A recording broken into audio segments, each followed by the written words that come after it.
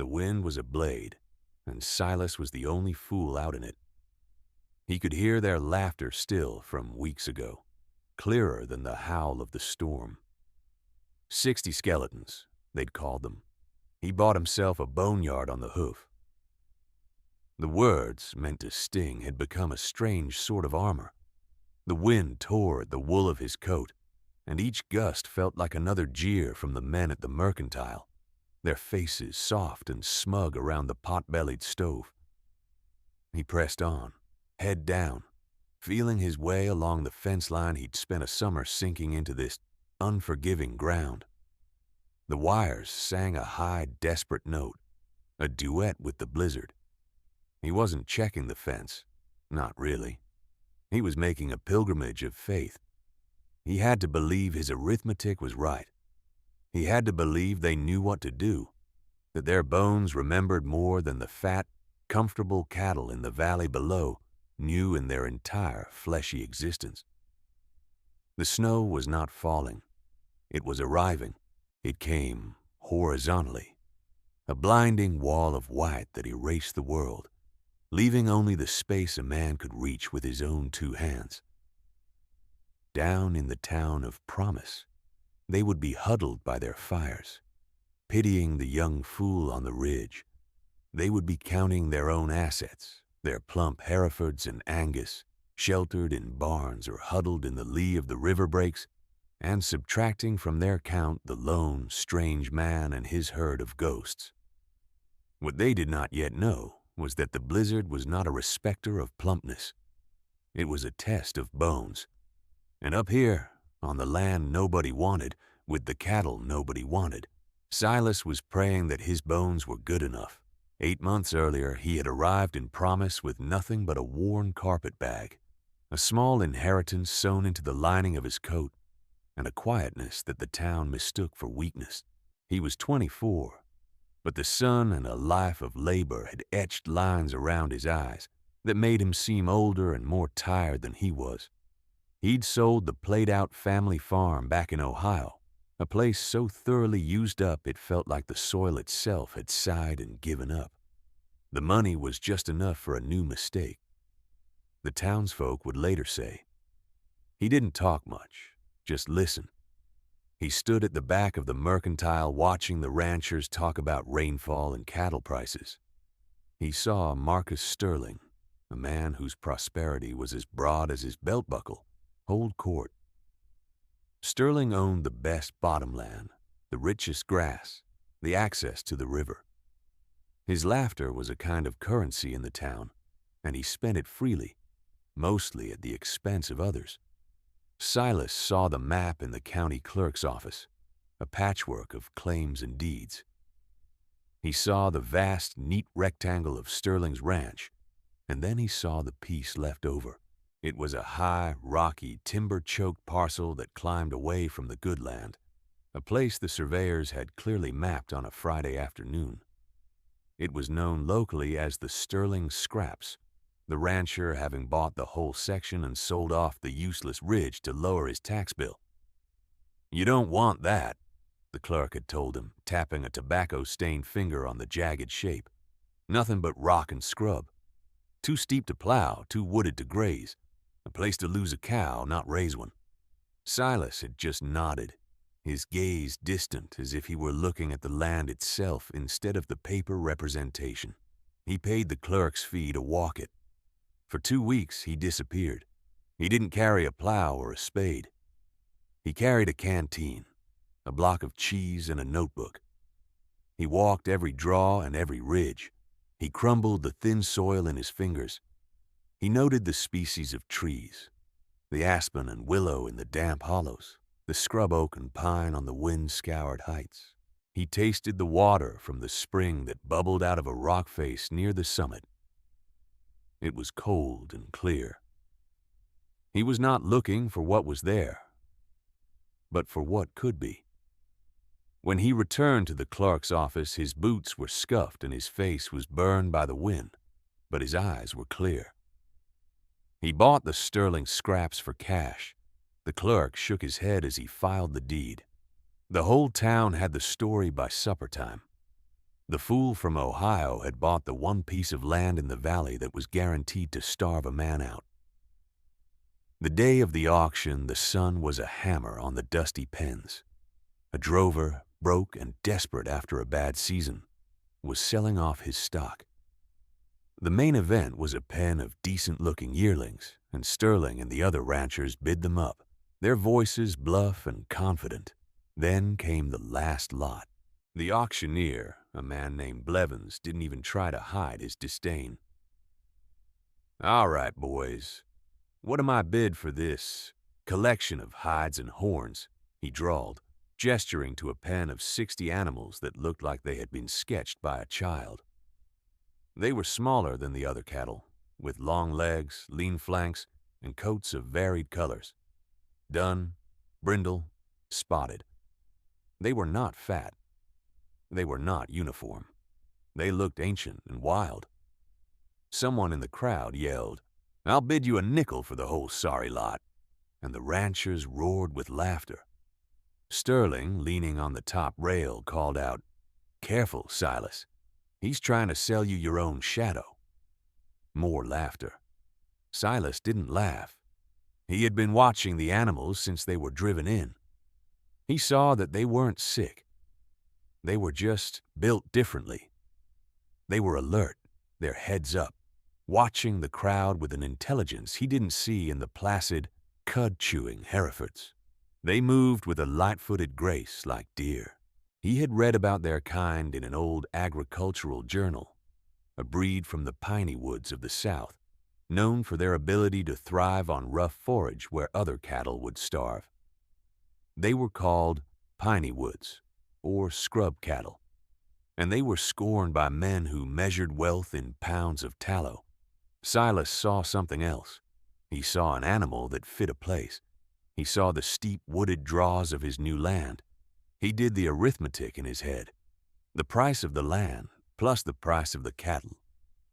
It was a gamble that used up nearly all his money, leaving him with just enough for a winter's worth of flour, salt, and beans. The bidding was a joke. It stalled at $10 a head. The auctioneer was about to give up. Silas, from the back, raised a hand. His voice was quiet but carried in the sudden lull. $12. A ripple of disbelief went through the crowd. Sterling turned to look at him, a smirk on his face. 13, Sterling said, not because he wanted them, but because he wanted to make the fool pay for his foolishness. 15, Silas said immediately, his eyes locked on the auctioneer. The crowd was silent now. This was sport. Sterling chuckled and shook his head, making a show of backing down. He wants 'em. Let him have 'em. Sold, Blevins cried, slamming his gavel, to the young man with more money than sense. The laughter that followed him as he went to sign the bill of sale was louder this time, sharper, and more pitying. That afternoon, the town of Promise watched the strangest cattle drive in its history. One quiet man on foot, herding 60 skinny, multicolored cows up the road toward the land that couldn't be farmed. They called them Silas's skeletons, and the name stuck. The spring rains softened the ground, and Silas worked from before sunrise until after dusk. The town saw him only when he came for supplies, his clothes stained with sweat and dirt, his hands already calloused and cracked. He'd fill his sack with flour and coffee, nod at the greetings that were really questions, and ignore the whispers that followed him out the door. Still trying to make a silk purse of that sow's ear, they'd say. He wasn't trying to make a silk purse. He was building a different kind of fence. Up on his ridge, he worked with a methodical madness. He didn't clear the land. He didn't plow the few flat spots. He spent his money not on seed corn or alfalfa, but on roll after roll of barbed wire, and he strung it in the most peculiar places. He ran a line along the ridgetop, then another along the creek at the bottom of the main draw. He fenced off the north-facing slopes, leaving the south-facing ones open. He was not creating pasture. He was creating a container, He was corralling the worthless parts of his land, the dense aspen groves, the thickets of willow and wild cherry, the rocky ledges overgrown with scrub. It was back-breaking work. Digging post holes in the rocky soil was a battle of iron and stone. He'd work until his shoulders screamed, then eat his supper of beans and bread and watch his herd. They did not disappoint him. They ignored the sparse grass. Instead, they moved into the woods, their long muzzles seeking out the very things a normal rancher would spend a lifetime trying to eradicate. They ate the tender leaves of the aspen. They stripped the bark from willows. They browsed the scrub oak like goats. He saw them nudge over dead branches to get at the lichens. They were not just surviving. They were feasting on a banquet no one else could see. And they were changing. Their coats grew glossy. The ribs that had been so prominent began to be covered by a thin layer of hard muscle. They moved with a silent, fluid purpose. It was during this time that the boy started appearing. His name was Finn, a skinny, freckled 10-year-old with eyes that missed nothing. He was the son of the mercantile owner, and he'd slip away from town and watch Silas from the cover of the trees, fascinated by the man who worked so hard on a project everyone agreed was doomed. One day, Silas was struggling to stretch a line of wire tight, the stretcher slipping on the post. Finn, without a word, emerged from the trees, picked up a rock, and wedged it behind the stretcher's clamp. It held. Silas looked at the boy. Finn looked at the ground, bracing for a scolding. "Much obliged," Silas said, and that was the beginning of their partnership. Finn started spending every afternoon on the ridge, helping in small ways, asking quiet questions and learning to see the land not for what it lacked, but for what it held. One afternoon in late July, as Silas and Finn were reinforcing a gate, a man on a mule came picking his way up the faint track to the cabin. He was old, his face a leather mask of wrinkles, a floppy wool beret on his head. He introduced himself as Iñaki, a Basque sheep herder who ran his flock in the high country above Silas's land. He had been watching, he said, for weeks. Silas braced himself for more advice or mockery. But the old man didn't mock. He walked to the fence and looked at the cattle browsing in the aspen grove. He squinted, taking in their shape, the way they moved. He looked at the strange pattern of Silas's fences. He looked at the pile of rocks cleared for the cabin's foundation. He walked back to Silas, a slow smile cracking his weathered face.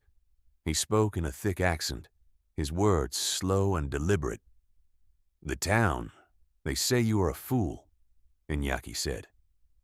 It wasn't a question. "They say that," Silas agreed, his hands resting on a fence post. Iñaki pointed a gnarled finger at the cattle. "The fool is the man who brings a river fish to the mountain. The fool is the man who plants corn on a rock. You—" He paused, tapping his own chest, then Silas's. "We know. A beast must fit its ground." The words settled over Silas like a benediction. For the first time since he'd arrived, he wasn't alone in his thinking. Here was someone who understood the logic of the land, an older, deeper logic than the simple arithmetic of price per pound that ruled the town of Promise. Iñaki stayed for an hour, sharing a cup of water from Silas's spring. He didn't offer advice so much as confirmation. He pointed out the way the pine needles were already thick on the ground, a sign of a hard winter. He told Silas how his own sheep would seek the north-facing slopes in a blizzard, where the snow lay deepest and provided insulation from the wind. He spoke of the mountain's own pantry, the rose hips that held their fruit into the winter, the lingering bark on the aspens. He was teaching Silas to read a language he had only just begun to decipher. When Iñaki finally mounted his mule to leave, he looked at Silas, his dark eyes serious. "The fat cow is a fool on a steep hill," he said. "Remember that?"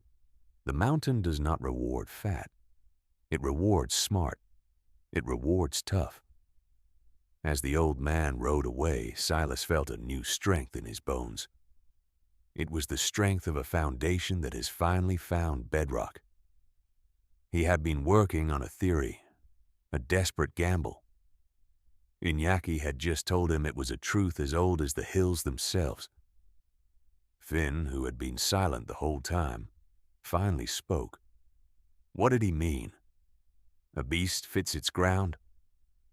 Silas looked down at the boy, then out at his herd, and for the first time, he allowed himself a small, tired smile. He means we're in the right place, he said. By the end of August, the change was undeniable. The 60 skeletons were transformed. They were not fat in the way Sterling's Herefords were fat. They didn't carry the heavy, placid flesh of animals fattened on grain and rich pasture. They were sleek, athletic, their bodies a testament to hard muscle built by climbing steep hills. Their coats shone with health, and in the dappled shade of the woods, new life appeared. The first calves were born, small and wiry, some of them spotted like fawns. They were on their feet within minutes, and within an hour they were nimble enough to follow their mothers over rocks and deadfall that would have trapped a lowland calf. Silas did the arithmetic again, this time with a growing sense of wonder. 60 cows had become 60 cows and 48 calves. His herd had nearly doubled, and it had cost him nothing but sweat and wire. The first outside validation came by accident. A freight hauler named McCann, known for moving goods between the high country mines and the city, broke an axle on the grade below Silas's land. Finn saw the wreck and ran to get Silas. Together they used one of Silas's mules and a system of chains to haul the wagon back onto the road. McCann, a gruff, portly man with a city man's impatience, was grateful but skeptical of the two figures who had appeared out of the scrub. "Not much up here but rocks and regret," McCann grumbled, wiping his brow. "That's what they say," Silas replied. While they worked, McCann's gaze kept drifting to the herd on the hillside. He was silent for a long time. Finally, he pointed. "Those piney woods?" Silas nodded. "Bought 'em at the spring auction." "I heard about that," McCann said, a new respect in his voice. "Heard some fool bought the scrubs. Didn't hear they looked like this." He walked closer, his eye now professional. He was a hauler, but he knew livestock.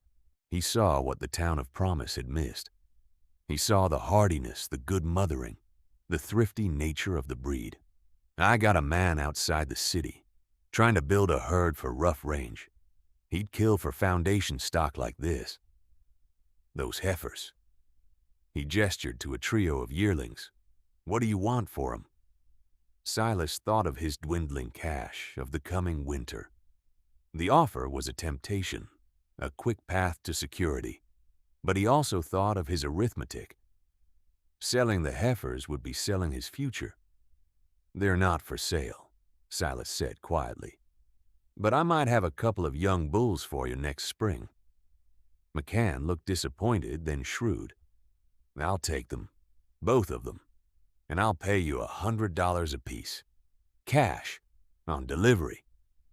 $100. Silas had paid $15 a head for the entire herd. The number was staggering. It was more than a vindication. It was a revolution. They shook on it. As McCann's wagon rumbled away, the news of the deal seemed to travel ahead of it, rolling down the mountain and into Promise, like a stray boulder. The mockery in town didn't just quiet. It stopped. It was replaced by a confused, grudging silence. The fool's math was starting to add up. Autumn arrived like the open door of a furnace, a blast of hot, dry air that cracked the mud around the town's nearly empty stock ponds. The whispers about Silas changed. The grudging silence turned to a sharp-edged curiosity. Marcus Sterling, who had once laughed the loudest, now rode the fence line of his own property, his gaze fixed on the high ridge where Silas's cattle roamed. He saw what everyone else was beginning to see.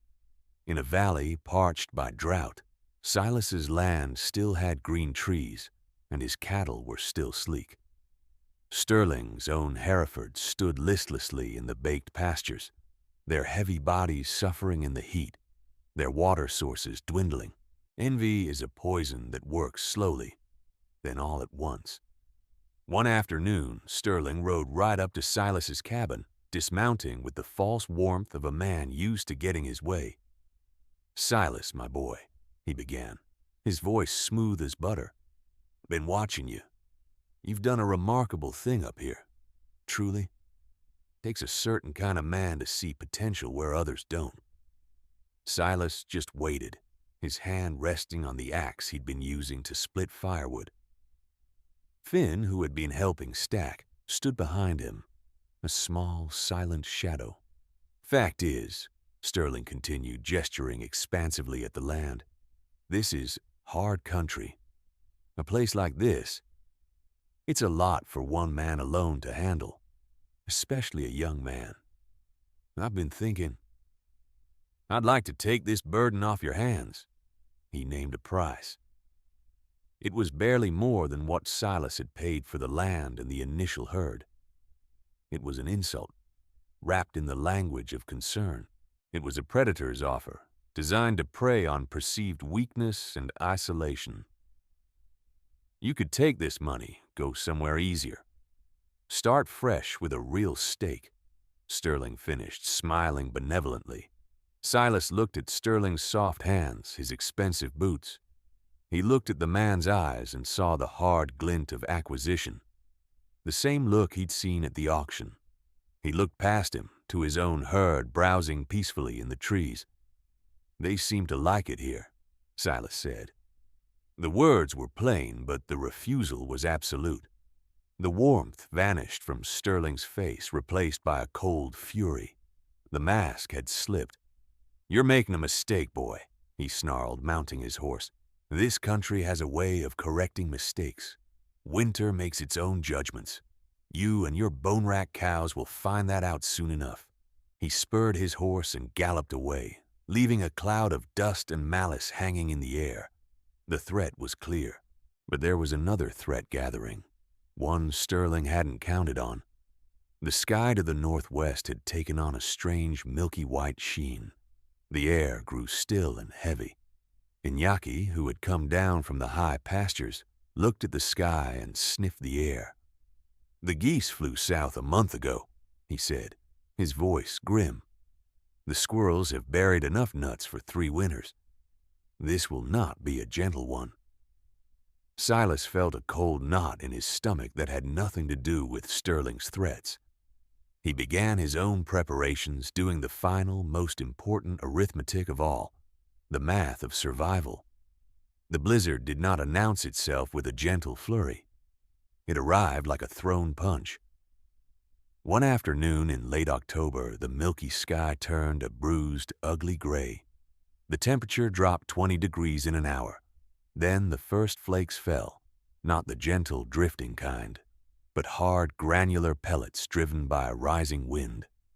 By nightfall, it was a full-blown gale. In the town of Promise, lights winked out as the wind tore at the wires. People huddled inside, listening to the roar, congratulating themselves on their foresight in building sturdy homes. In the valley, Marcus Sterling's prized Herefords, creatures of habit and open pasture, did what their instincts told them. Confused by the storm and the lack of visibility, they turned their backs to the wind and began to drift. It was a fatal instinct. They walked blindly, piling up against the very fences meant to contain them, burying themselves in the drifts that formed on the lee side. They huddled in the shallow river breaks, which soon became white tombs. They were creatures of grass and sun, and the blizzard was a language they could not comprehend. But up on the high ridge, a different story was unfolding. Silas's herd, the 60 cows and their 48 calves, read the storm perfectly. They had felt the pressure drop in their bones. Long before the first flake fell, they had begun moving. They didn't drift aimlessly. They moved with purpose. They abandoned the exposed southern slopes and climbed toward the dense timbered draws on the north side of the ridge, the very places Silas had so carefully fenced for them. They pushed into the thick stands of pine and spruce whose heavy boughs caught the snow, creating sheltered pockets beneath. The wind howled over their heads, but in the deep woods it was merely a dull roar. They were not cold. They were not starving. They did what their ancestors had done for 1,000 years. They browsed. They stripped bark from the aspen and willow, nibbled the twigs of scrub oak, and used their horns to break through the crust of snow to reach the buried rose hips Iñaki had told Silas about. They were living off the mountain's hidden pantry. In his small, tight cabin, banked with earth and stone, Silas listened to the storm. The wind shrieked like a banshee, and snow piled up against his door, until the world outside his one small window was nothing but a churning vortex of white. He had done all he could. He had given them the place. The rest was up to them. He kept the fire going, drank his coffee, and waited. For 3 days the world ceased to exist. There was only the wind, the snow, and the waiting. He was one man alone, just as Sterling had said. But he was not afraid. He had placed his bet not on luck, but on logic. And now the mountain was calling the wager. The silence, when it came, was more profound than the storm. On the morning of the 4th day, Silas awoke to a world transformed. The wind had died. A brilliant, painful sun shone from a crystal-clear sky, illuminating a landscape of absolute white. The snow had buried everything, smoothing the harsh contours of the land into soft, rolling dunes. It was beautiful and terrible. He had to dig his way out of his cabin, shoveling for an hour to clear a path from the door. When he finally emerged, the scale of the blizzard was breathtaking. Drifts were piled 20 feet high against the north side of his cabin. The fences he had so painstakingly built were gone, buried under a thick white blanket. For a moment his heart seized with panic. Had his arithmetic been wrong?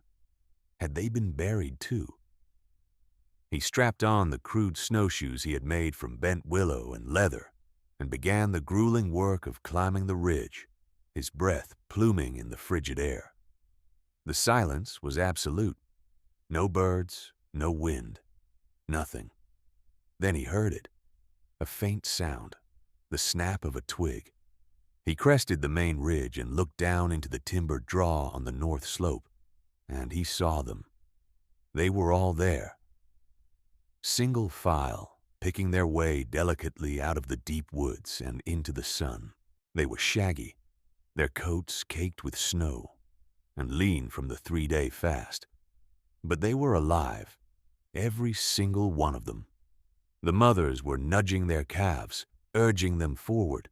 They moved slowly, conserving energy, down toward the frozen creek where the wind had scoured the ice bare in places, allowing them to drink. A column of ghosts in a white world, a living, breathing testament to the wisdom of the hills. Later that day, the news from the valley began to trickle in. It was a catastrophe. The radio, crackling to life, spoke of record losses across the entire region. In the Valley of Promise, it was a rout. Ranchers who had gone to bed as wealthy men woke up ruined. Marcus Sterling, they said, had lost nearly everything. Of his 400 head of prize Herefords, fewer than 50 had been found alive. The rest were silent, frozen mounds beneath the snow, tragic monuments to the folly of putting a fat cow on a flat plain when the wind decides to blow. The town was stunned, facing a winter of certain hunger and a spring without hope. There was no breeding stock to rebuild. The future had been frozen solid. And then, someone looked up. They saw it first from the mercantile. a dark line against the impossible white of the high ridge. It was a procession. Down from the land nobody wanted came the cattle nobody wanted. Silas's skeletons, alive and walking. The entire town came out of their houses to watch, silent, as the herd made its way down to the valley floor, a symbol of survival that was both an indictment and a promise. The men came to his cabin a week later, walking in the tracks Silas had packed down. Marcus Sterling was in the lead, but he was a changed man. The arrogant swagger was gone, replaced by the stooped shoulders of defeat. His face, usually florid and confident, was pale and drawn. With him were two other ranchers, men who had laughed along with him at the auction, their faces now grim with worry. They stood before Silas's door, their hats in their hands, the cold air steaming with their breath. Finn was with Silas, and he stood his ground, a small sentinel beside the man he so admired. Sterling was the one to speak, and his voice was rough, humbled. "Silas," he said, not looking him in the eye, we were wrong." It was a confession. They explained the situation, though Silas already knew. Their herds were gone. The town was facing ruin. They had nothing to start over with. They had come to buy bulls, to buy heifers, to buy anything he would sell them. They were at his mercy, and they knew it. This was the moment of his triumph. He held all the cards. He could name any price. He could take his revenge, bleed them dry, buy Sterling's own ranch for pennies on the dollar with the profits. He could make them pay for every jeer, every laugh, every dismissal. The town of Promise was watching. They expected him to be ruthless. It was what they would have done. Silas listened, his face unreadable. He looked past Sterling at the other men's desperate faces. He thought of the town, the families, the coming winter. He did the arithmetic one last time, but this time the columns were not dollars and cents. They were families and futures and the harsh calculus of a shared survival. When they were finished, a long silence fell. Silas finally spoke, his voice as quiet and steady as it had always been. "I won't sell you any cows," he said. A flicker of despair crossed the men's faces. Sterling seemed to shrink inside his coat. "But I will trade," Silas continued. "For any family that lost everything, I will trade 2 breeding pairs, a young bull and a heifer. The price will be 1 healthy calf from each pair. Return to me in 2 years' time." The men stared at him, unable to comprehend. It was not a punishment. It was not even a business deal. It was a lifeline. It was an act of shocking, impossible generosity. "And for you, Mr. Sterling," Silas said, finally meeting his gaze, "you can afford to pay. The price for a bull and 10 heifers is the price the man from the city offered me for 2 bulls. No more, no less. It was a fair price, a remarkably fair price. It was the price of a man who valued community over vengeance." Sterling could only nod, his throat too tight to speak. He was not just outwitted, he was shamed, humbled by a grace he had never possessed. The news of the deal spread through Promise faster than the blizzard had. Silas was no longer the fool from Ohio. He was the man who had saved them. The final image of that year was not of the blizzard, but of the spring that followed. Silas and Finn stood on the ridge, watching the herds. Not just his herd now, but the town's. The tough, multicolored cattle were scattered across the hillsides. Their new calves, the first crop of the Promise Valley piney woods, leaping in the greening grass. Old Iñaki sat on a rock beside them, whittling a piece of willow. He watched the cattle for a long time, then nodded toward them, a slow smile on his weathered face. "A beast fits its ground," he said, the words a quiet affirmation in the warm spring air. Silas nodded. He looked out at the land, at the animals, at the boy beside him. He was no longer a man alone. He was home.